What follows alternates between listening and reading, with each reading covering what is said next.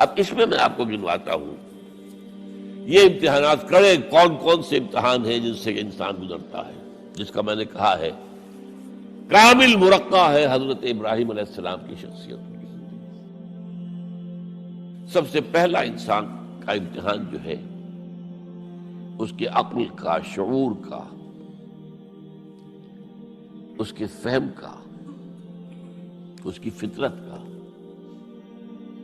اس کی جبلت کا، وہ کیا ہے؟ اس دنیا میں آنکھیں کھولنے کے بعد اللہ تعالی پر ایمان لاتا ہے یا نہیں؟ اللہ کو پہچانتا ہے کہ نہیں؟ میرا خالق کون؟ میرا مالک کون؟ میرا پیدا کرنے والا کون؟ کون میرا محبوب ہے؟ کون میرا مقصود ہے؟ کون میرا مطلوب ہے؟ کون میرا حاکم ہے؟ کون میرا آقا ہے؟ کون ہے قانون دینے والا؟ کون ہے ہدایت دینے والا؟ یہ پہچان لینا عقل و فطرت کا پہلا امتحان ہے جس سے انسان گزرتا ہے۔ اور ظاہر بات یہ امتحان جتنا کسی ماحول میں گمراہی، شرک، کفر کے تہ برتہ اندھیرے ہوں گے اتنا ہی امتحان سخت ہوگا۔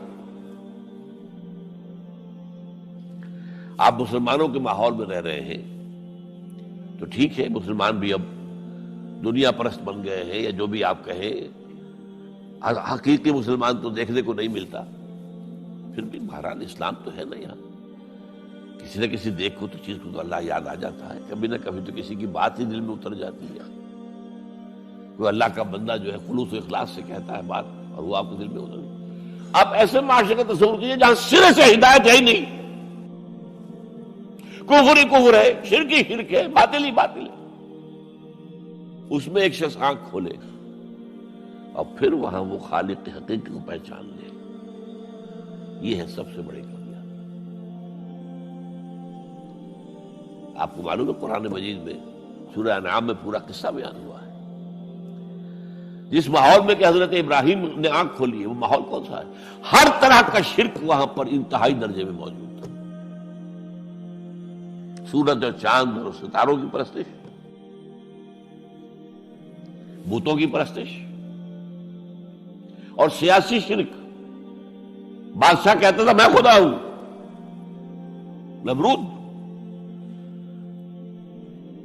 جو دعویٰ تھا فرعون کا وہی اس کا تھا۔ کہیں سے کوئی توحید، کوئی اللہ کی بات، کوئی نیکی کی بات، کہیں کوئی روشنی، کوئی کرن اس معاشرے میں تھی؟ اس معاشرے میں خالص اللہ نے جو فطرت سلیم عطا کی تھی اور جو عقل سلیم عطا کیا تھا، اس کی روشنی میں سفر کرتے ہوئے ان تمام معبودوں کا انکار کر کے انی وجہت وجہی للذی فطر السماوات والارض حنیفا وانا من المشرکین، میں تمہارے ان معبودوں کو نہیں مانتا، میں ان کی نفی کرتا ہوں، ان سب کا باغی ہوں، یہ سب گمراہی ہے، میں نے اپنا رخ کر لیا ہے ہر طرف سے یکسو ہو کر اس ہستی کی طرف جو آسمان اور زمین کی خالق ہے، سورج کا بنانے والا۔ میں سورج کو نہیں پوچھتا، سورج کے بنانے والے کو پوچھتا ہوں۔ میں چاند کا پجاری نہیں ہوں، چاند کے خالق کا پجاری ہوں۔ یہ ستاروں کا میں پجاری نہیں ہوں، ستاروں کے پیدا کرنے والوں کا، کمالے کا میں پجاری ہوں، کائنات کا نہیں ہوں، کائنات کے خالق کا۔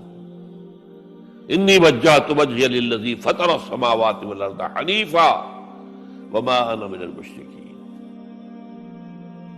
یہ پہلا امتحان ہے۔ دیکھیے اپنے اوپر قیاس نہ کیجیے، آپ جو اللہ نے پیدا کیا مسلمانوں کے گھر میں، آپ کے ایک کان میں پیدا ہوتے ہی اذان کہہ دی گئی، دوسرے میں اقامت کہہ دی گئی، آخر کہیں نہ کہیں تو کوئی اثر اس کا ہوتا ہوگا نا، تبھی تو، ورنہ یہ بے مقصد تو کام نہیں۔ اگر حضور سے مسنون ہے یہ، کیا پتہ ہمارے تحت الشعور کی کون سی ٹیپ جو ہے وہ اس وقت چل رہی ہو اور اس کے اوپر جو ہے یہ نقش ہو گئے، کچھ نہیں کہہ سکتے۔ لیکن وہاں جو کچھ بھی نہیں تھا، کفر ہی کفر، سیاسی شرک، مذہبی شرک، ستارہ پرستی کا شرک، بت پرستی کا شرک۔ اس میں ایک نوجوان سلیم الفطر نوجوان، اس نے ان تمام سے رخ موڑ کر ایک اللہ کی ہستی کی طرف۔ اب آپ سوچئے دوسرا امتحان آتا ہے۔ اب حق پر پہنچ تو گئے، حق پر کھڑے رہنا آسان نہیں ہے۔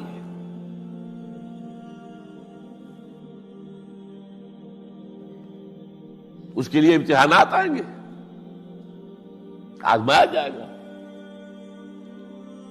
الف لام میم احاسب الناس ان یترکوا ان یقولوا آمنا وهم لا یفتنون وَلَقَدْ فَتَنَّا الَّذِينَ مِن قَبْلِهِمْ فَلَيَعْلَمَنَّ اللَّهُ الَّذِينَ صَدَقُوا وَلَيَعْلَمَنَّ الْكَاذِبِينَ۔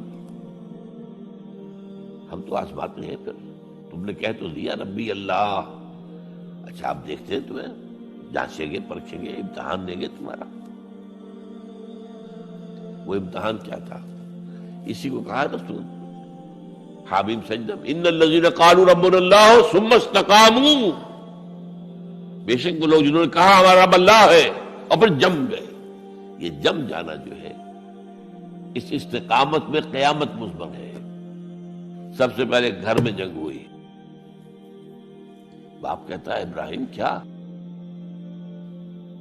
اراغب انت عن آلہتی یا ابراہیم، اے ابراہیم یہ کیا تم میرے آلہہ، میرے جو معبود ہیں ان سے تم نے روگردانی کر دی ہے؟ اور ابراہیم سمجھا رہے ہیں یا ابت، ابا جان انی قد جانی من العلم ما لم یاتک فاتبعنی اہدک صراطا سویا۔ ابا جان میرے پاس وہ علم آیا ہے جو آپ کے پاس نہیں آیا، مجھے اللہ نے وحی کے ذریعے سے ہدایت کاملہ عطا کر دی ہے، تو آپ کو میری پیروی کرنی پڑے گی۔ دیکھیے بات الٹی ہو رہی ہے، وہ باپ ہے تم بیٹے ہو، وہ کہہ سکتا ہے میں نے اپنے یہ بال دھوپ میں سفید کیے، تم کل کے بچے، آج تم مجھ سے مانگ رہے ہو، مطالبہ کر رہے ہو، دلیل پہلے دے دی ہے۔ یا ابت انی قد جانی من العلم ما لم یاتک، وہ علم کا وہ شعبہ آپ کے پاس ہے ہی نہیں جو اللہ نے مجھے وحی کے ذریعے سے دے دیا ہے، لہٰذا آپ کو میری پیروی کرنی ہوگی۔ یا ابت لا تعبد الشیطان، ابا جان دیکھیں شیطان کی پیروی نہ کیجیے، انہ قال للرحمن عصیا، وہ تو رحمان کا بڑا گنہگار تھا، سرکش تھا، باغی تھا۔ یا ابت انی اخاف ان یمسک عذاب من الرحمن فتکون للشیطان ولیا، ابا جان مجھے بڑا اندیشہ ہے کہ آپ کہیں اللہ کی نگاہ میں شیطان کے ساتھیوں میں شمار نہ ہو جائیں اور پھر آپ پر اللہ کا عذاب نہ آ جائے۔ لیکن جواب کیا دیا باپ نے؟ اراغب انت عن آلہتی یا ابراہیم لئن لم تنتہ لارجمنک واہجرنی ملیا، اے ابراہیم میرے آلہہ میرے معبودوں سے روگردانی کر رہا ہے، باز نہیں آؤ گے سنسار کر دوں گا، پتھر مار مار کے ہلاک کر دوں گا، اور نکل جاؤ، دفع ہو جاؤ میری نگاہوں کے سامنے سے۔ وہ فطرت سلیمہ کا حامل نوجوان کیا کہتا ہے؟ قال سلام علیک، اچھا ابا جان آپ پر سلامتی ہو، میں قال سلام علیک، میں جاتا ہوں، گھر چھوڑ کے جا رہا ہوں، لیکن میں اپنے رب سے آپ کے لیے دعا کروں گا کہ وہ آپ کو ہدایت دے، وہ مجھ پر بڑا مہربان ہے، مجھے امید ہے کہ وہ میری اس دعا کو رد نہیں کرے۔ اب اس سے آگے بات بڑھی، ابراہیم سوچتے ہیں کہ ان لوگوں کے اوپر کوئی تیشہ زوردار مارنا ہوگا، یہ جاگنے کو تیار نہیں ہے۔ میں ان سے کہتا ہوں تو ہاں کہتے ہیں، ہاں ٹھیک تو کہہ رہے ہو تم، لیکن نہیں بھائی ہمارے آباء و اجداد کا دین ہے، اس پہ چلے آ رہے ہیں، کیسے چھوڑ دیں ہم؟ بات تو تمہاری ٹھیک لگتی ہے ابراہیم، تم بات تو صحیح کر رہے ہو، لیکن سورہ عنکبوت میں فرمایا مودۃ بینکم فی الحیاۃ الدنیا، حضرت ابراہیم نے کہا تم اپنے دنیا کی زندگی کی محبتوں کی وجہ سے جکڑے ہوئے ہو، ورنہ تمہیں معلوم ہے میں نے کھول دیا تم پر کہ یہ سب بکواس ہے، یہ تمہارے عقائد جو ہیں بے بنیاد ہے، لیکن دنیاوی محبتیں یہ تعلق جو ہے تمہیں کھڑا کیے ہوئے ہیں۔ جب انہوں نے دیکھا کہ ان پر اسی اقبال کا شعر ہے کہ پھول کی پتی سے کٹ سکتا ہے ہیرے کا جگر، مرد ناداں پر کلام نرم و نازک بے اثر۔ مرد ناداں پر کلام نرم و نازک، اس کے اوپر تو وہ ہتھوڑا چلانا پڑتا ہے، وہ ہتھوڑا چلانے کی سوچی۔ ان کا کوئی تہوار آ رہا تھا جس میں جا کے باہر میدان میں جا کے کوئی پوجا کرنی تھی کسی خاص ستارے کی، اور پورا شہر خالی ہو جانا تھا۔ حضرت ابراہیم نے کہا میری طبیعت تو ٹھیک نہیں، میں تو آپ لوگوں کے ساتھ نہیں جاؤں گا، آپ جائیے۔ سب چلے گئے، پورا شہر خالی ہو گیا۔ اب انہوں نے ہاتھ میں ہتھوڑا لیا، وہ بت خانے میں گھس گئے اور سب بتوں کو توڑ کے چورا چورا کر دیا۔ لیکن طبیعت میں ایک عجیب قسم کا ایک مٹھاس والا مزاح تھا، تو اس ایک سب سے بڑے بت کو چھوڑ دیا اور اس کے کندھے پر وہ تیشہ رکھ دیا۔ اب جو وہ رات کو واپس آئے ہوں گے، آپ سوچئے ذرا، آج بھی ہندوستان کے شہر متھرا میں یا بنارس میں کہیں بتوں کے ساتھ کے کوئی حشر کر دے تو کیا قیامت آئے گی؟ کیا کیا؟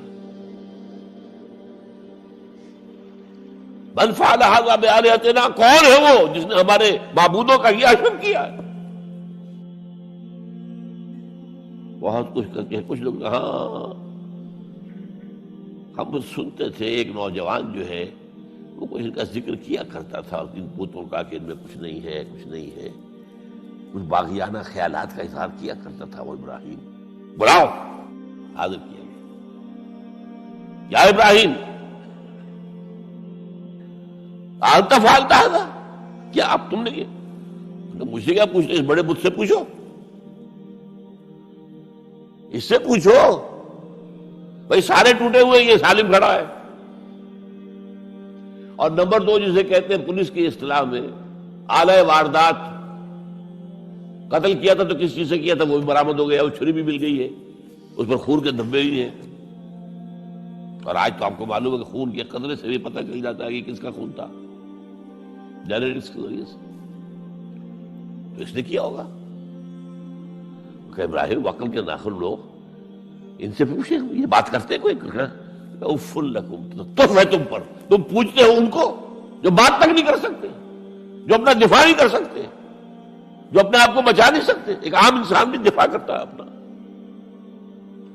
فرجعوا الی انفسہم، اب انہوں نے اپنے اندر دلوں کی طرف دھیان کر کے سوچا کہ واقعی ابراہیم صحیح کہتا ہے، لیکن پھر لوٹے، پھر وہ عصبیت، پھر وہ آباء و اجداد کے ساتھ تعلق، پھر وہ معاشرتی نظام۔ انہوں نے کہا بس اس کو قتل کرو، اس کو ختم کر دو۔ یہ اس کو فیس کرنا، آپ سوچ لیجیے یہ کتنے بڑے امتحان کی بات تھی، کتنے بڑے جگر کی بات تھی۔ اچھا چونکہ وہاں نظام بھی تھا، بادشاہ کے دربار میں حاضری ہو گئی۔ ابراہیم ہم نے سنا تم ہمارے سوا کسی کو خدا مانتے ہو؟ جی ہاں، کون ہے وہ خدا؟ فرمایا میرا رب وہ ہے جو زندہ رکھتا ہے اور مارتا ہے، ربی الذی یحیی و یمیت، قال انا احیی و امیت، میں بھی زندہ رکھتا ہوں اور مارتا ہوں۔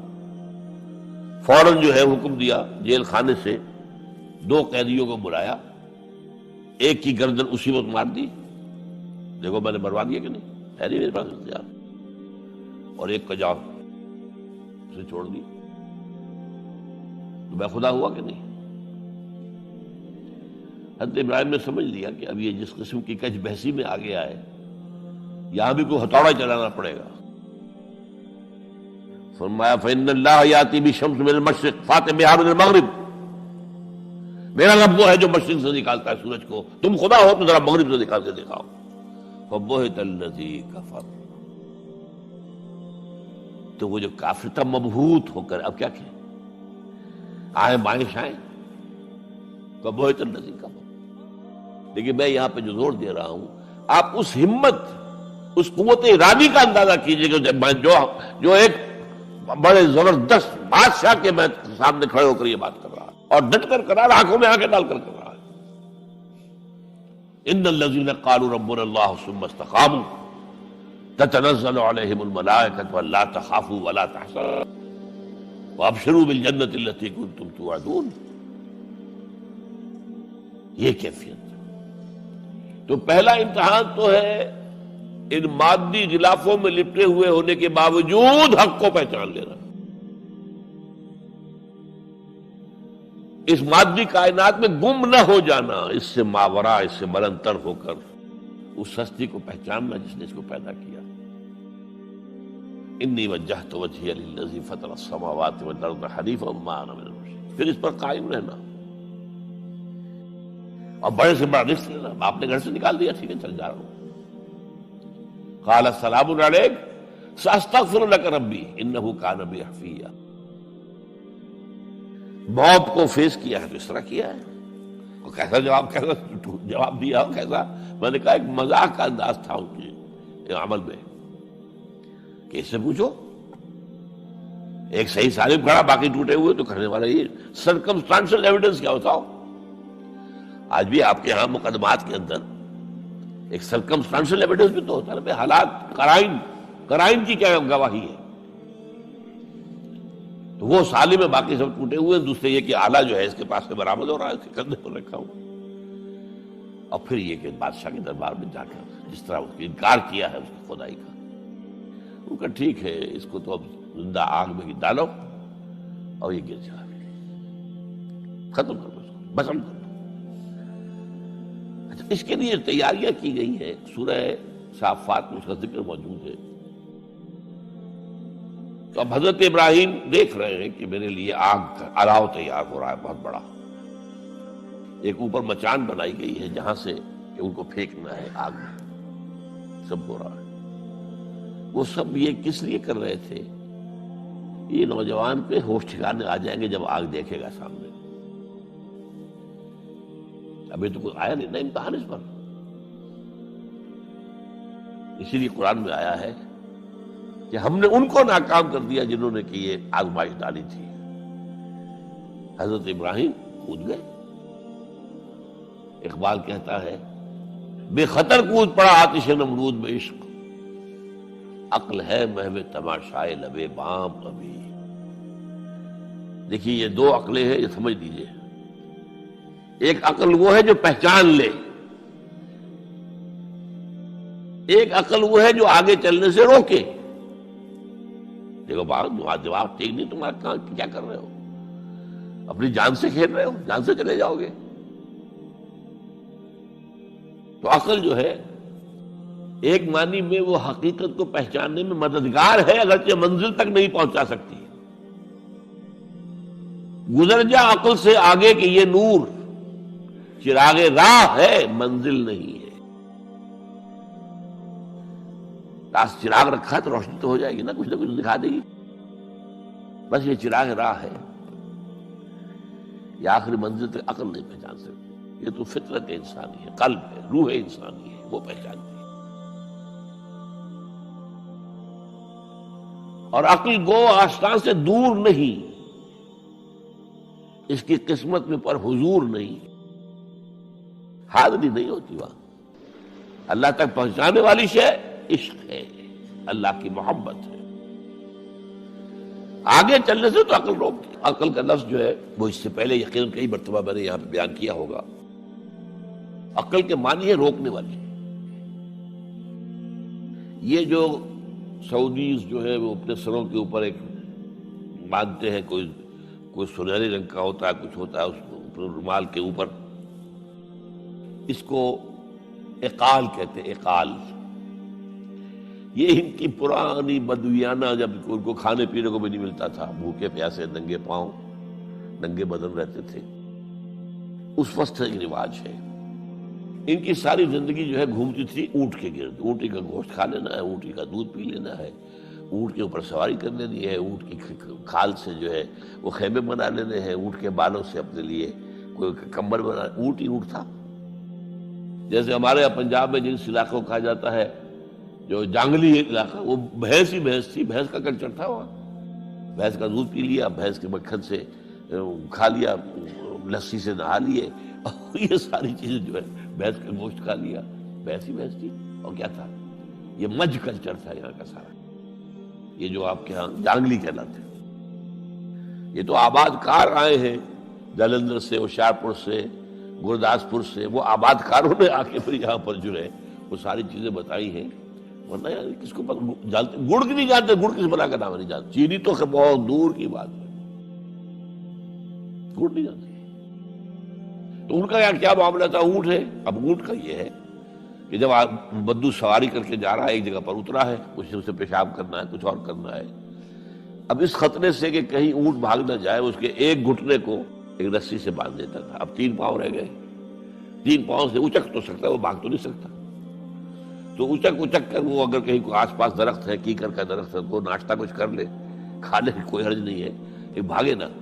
تو وہ جو رسی جس سے اونٹ باندھتے تھے، اس کا گھٹنا، وہ اب کیا ہوا، اسے جانا ہے سفر پر دوبارہ، وہ جائے گا، وہ رسی وہاں سے کھول کے سر پہ باندھ لے گا، کاٹ کے رسی کو۔ یہ اقال، اب وہ سنہری بھی ہوتے ہیں، کیا کیا خوبصورت ہوتے ہیں، لاکھوں روپے کا ہوتا ہے، لیکن تہذیبی پس منظر اس کا یہ ہے۔ اب ظاہر بات ہے کہ وہ تو لوگ، اس لیے حدیث میں یہ لفظ آیا ہے۔ ایک مرتبہ حضور مسجد نبی میں تشریف فرماتے، باہر کوئی بدو آئے صحابی باہر سے، اور انہوں نے اپنے اونٹ کا یا اونٹنی کا گھٹنا نہیں باندھا، اسے ویسے ہی چھوڑ کے اندر آ گئے۔ حضور نے فرمایا تم نے اس کا گھٹنا کیوں نہیں باندھا؟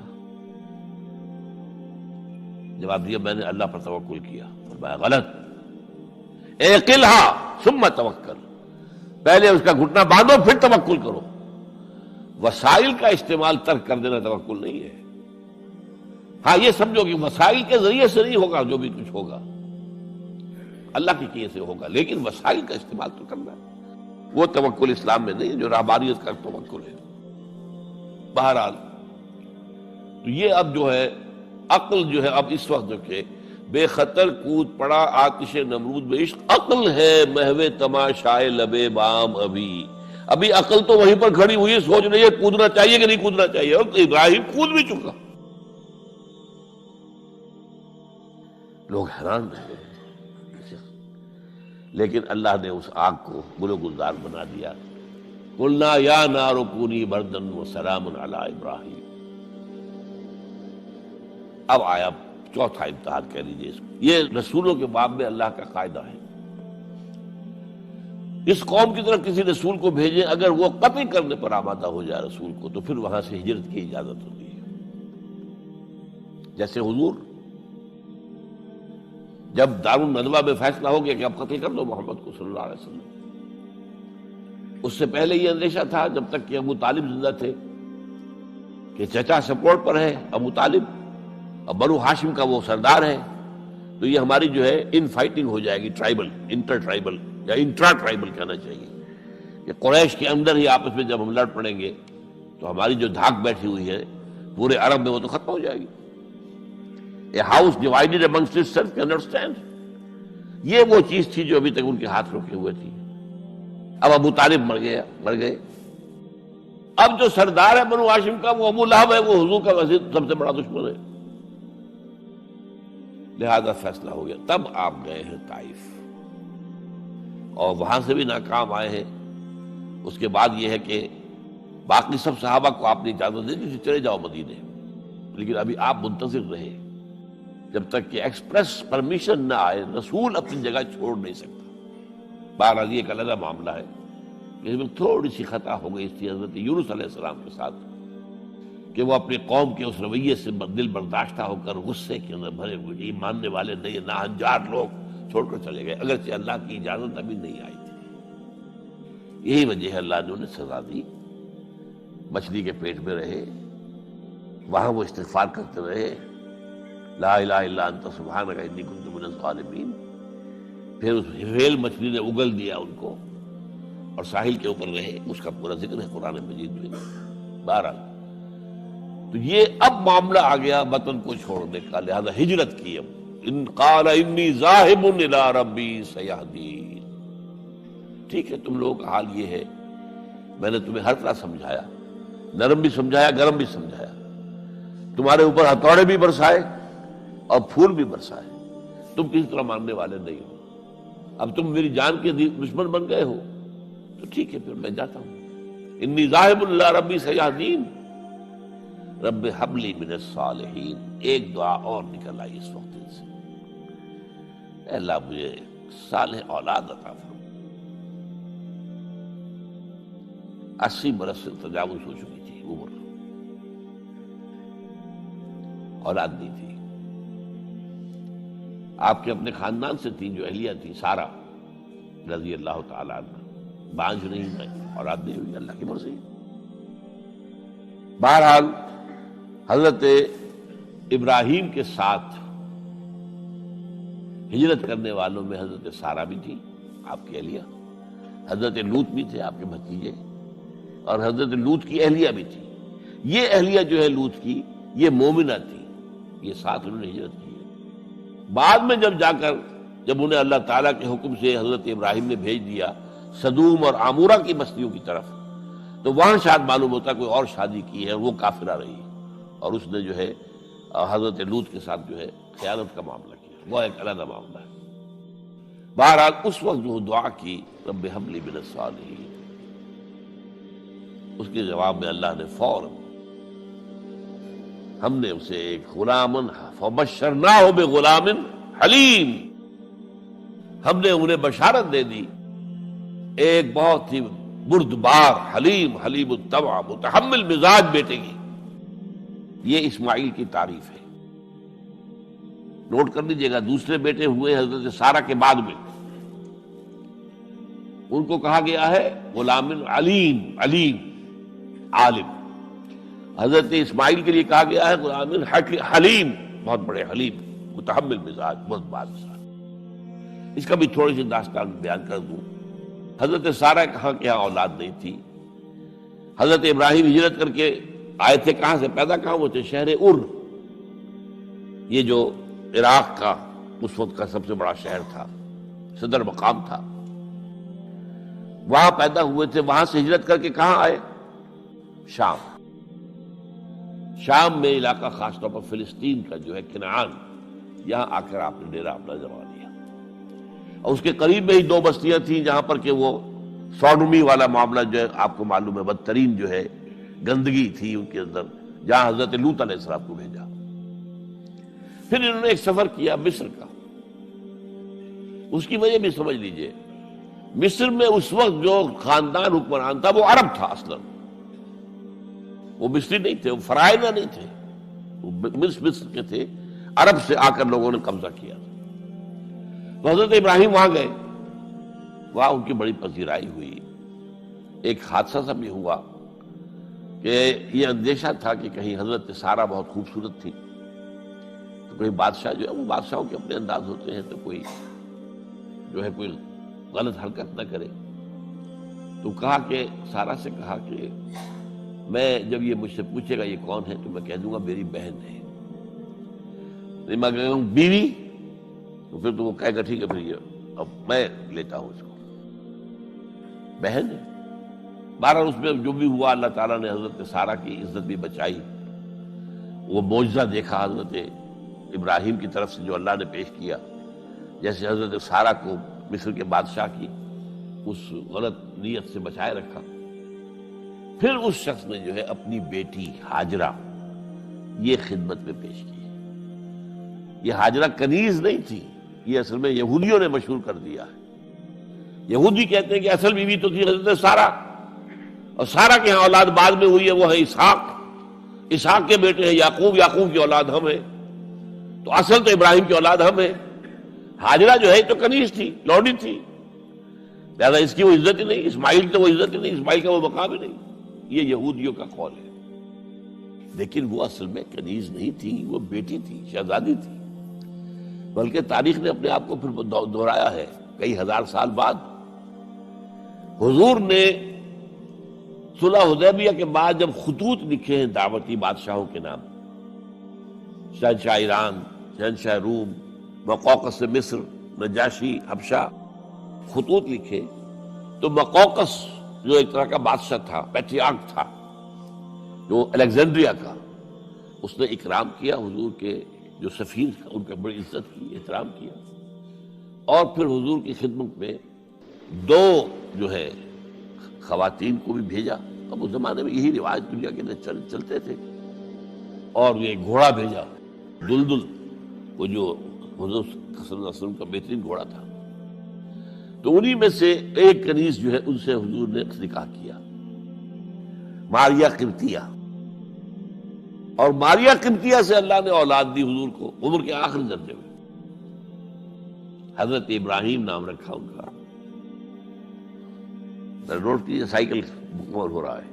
ابراہیم گئے تھے مصر، وہاں سے ہاجرہ آئی اور اس سے اسماعیل ہوئے، اسماعیل سے یہ ساری نسل چلی، محمد پیدا ہوئے. محمد کے نکاح میں پھر مصر سے آئی ہوئی ایک خاتون آئی ہے ماریہ قبطیہ، ان سے جو پیدا ہوئے ان کا نام ابراہیم رکھا. تو یہ گویا کہ یہ ایک عجیب سائیکل ہے. بہرحال لیکن جب حضرت سارہ نے دیکھا کہ میرے ہاں تو اولاد نہیں ہو رہی، تو حضرت ابراہیم سے کہا کہ میں آپ ہاجرہ کے ساتھ آپ جو ہے ذر و شوقت کا معاملہ قائم کر لیجئے، تو اللہ آپ کو ان کے ذریعے سے اولاد دے دے. مجھے تو امید نہیں ہے کہ میرے ہاں اولاد ہو. تو اس پر حضرت ابراہیم نے ان کے ساتھ وہ رشتہ قائم کیا اور اللہ نے اسماعیل جیسا بیٹا دے دیا. اب اللہ تعالیٰ نے حکم دیا ہاجرہ اور اپنے اس بیٹے کو لے جاؤ اور جاؤ وہاں بواد غیر ذی زرع، جاؤ وہاں حجاز کی اس وادی کے اندر، وادی غیر ذی زرع، وہاں ان کو چھوڑ دو.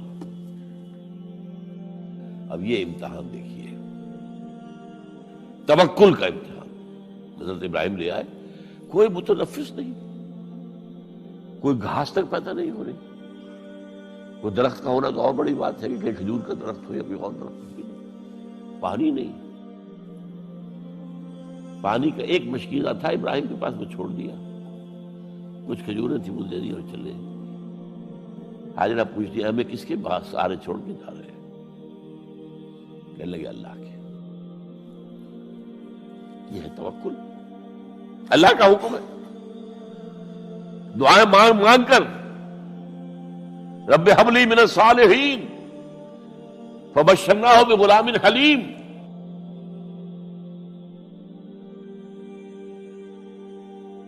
اب وہ بچہ آتے رہتے تھے، چکر لگاتے تھے.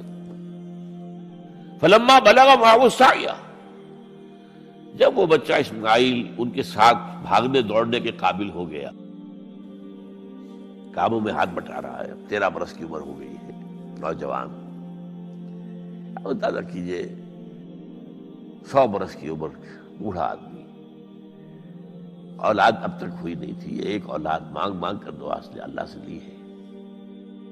اب آخری امتحان آتا ہے، اس سے آگے کوئی امتحان نہیں. اس بوڑھے شخص کی نخل تمنا ہری ہو رہی تھی اپنے بیٹے کو دیکھ کر.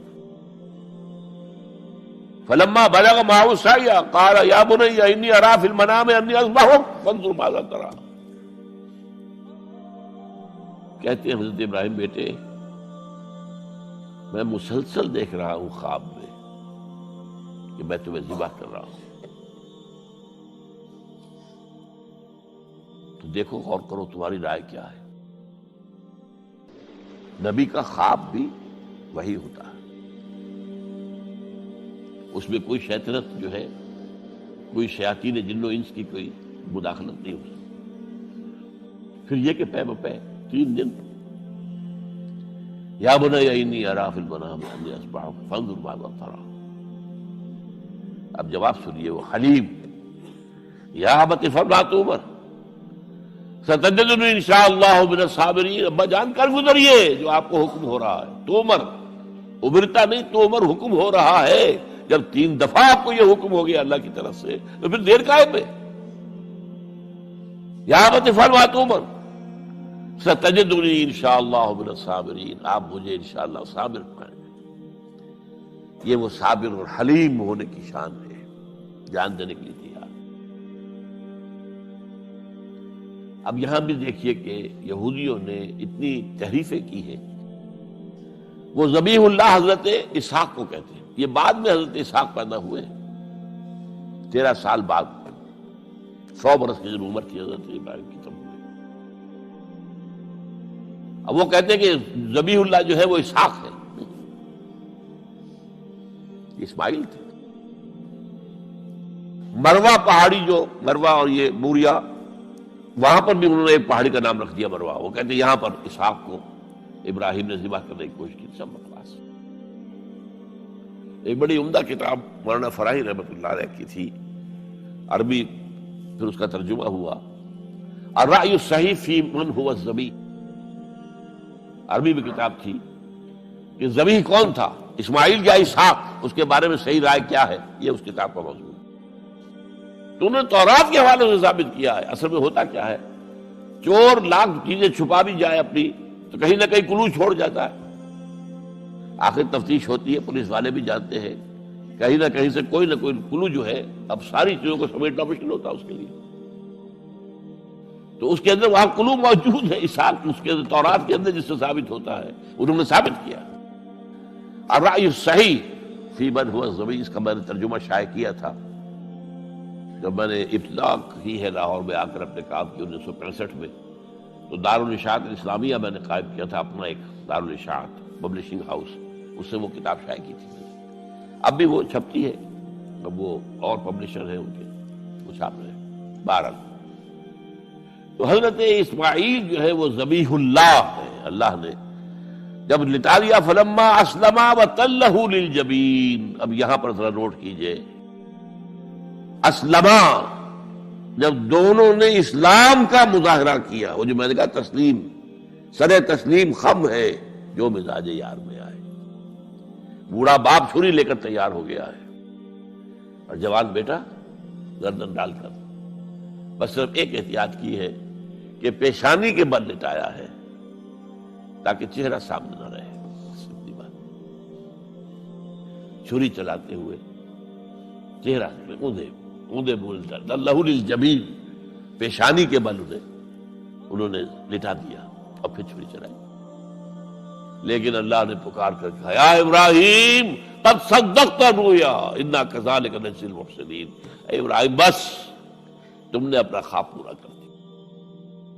میں نے آج سے بہت پہلے مضمون لکھا تھا اس پر، تو میں نے کہا تھا جس کا امتحان لیا جا رہا تھا وہ فیل نہیں ہوا، ممتحن کو بس کرنی پڑی ہے، اللہ کو بس بس بس۔ ان ھذا لہو البلاء المبین۔